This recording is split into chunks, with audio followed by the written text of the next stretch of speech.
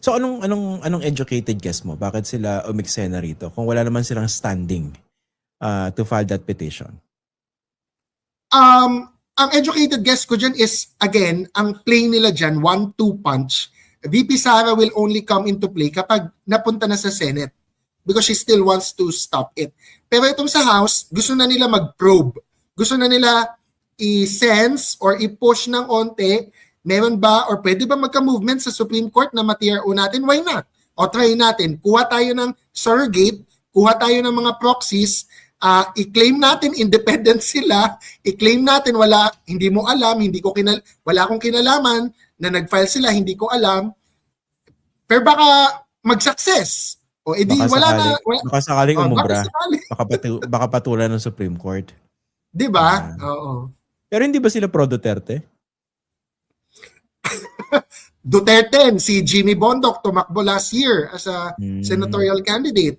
Toryon is a Kiboloy lawyer. Ganun ba? Kasi para man tayo naglolokohan pag sinabi mong independent sila, di ba? Pro Duterte in fairness, yan. Siyempre, co-host ko si Attorney Jimmy. Si Attorney Jimmy naman, he never denies na Duterte siya. Ang nagsabi kasi si Sara na hindi daw niya alam at independent daw tong mga lawyers na to. Kung ang tanong mo how long can Sara get away with it? I don't think she can get away with it even if mag-Supreme Court siya, no? Ako, actually, medyo prepared ako sa worst case. Let's say, the Supreme Court intervenes again. If the Supreme Court intervenes again, strikes down the impeachment this year, 1-year ban hanggang next year. Next year, impeachment fatigue. Hindi na yan pwede most likely 1 year before elections. Yes. Pero, it doesn't mean she can get away with it because ang alam ko, may parallel effort ang civil society groups, ang mga NGOs and academics and lawyers na mag-hold ng People's Court. Even so matuloy yung impeachment, good. Hindi matuloy yung impeachment, bad. Pero may parallel impeachment, may parallel People's Court to still try and hear the evidence. So I don't think she can get away with it. Tsaka medyo matagal na rin binabalak yung People's Court na para ilabas yung mga ebidensya na at least on time na yon na pwedeng masuppress kasi nga na-Jesus Cordero yung impeachment articles of impeachment last year.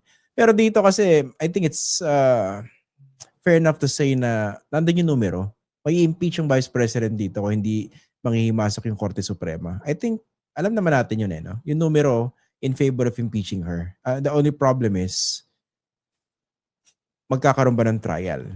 At by that time na matransmit yung articles of impeachment, hindi pa ba nagpapalit ng leadership dyan sa Senado? Kasi isa yun sa mga pinakamabigat na determinants kung magkakaroon dyan ng trial, hindi ba? Well, may mga namimit naman tayong mga senador and mukhang wala ng movement doon sa, lalo na doon sa mga pwedeng lumipat from the majority. Parang settled naman ngayon muna na in the short term na walang Senate coup.